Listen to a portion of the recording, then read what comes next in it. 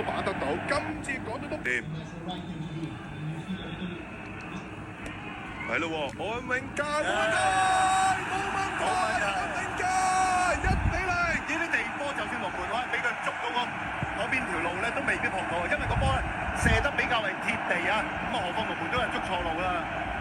好1-0，咁啊好啲啦，定啊！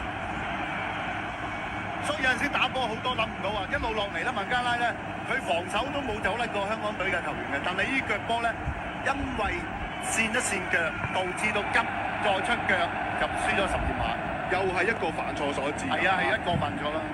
上場波大家都有啲犯錯，結果咧就雙方都把握得到。今次港隊都把握得到，孟加拉一次嘅犯錯，博到球12碼，安永佳操刀得手，本將馬就捉錯咗路先啦。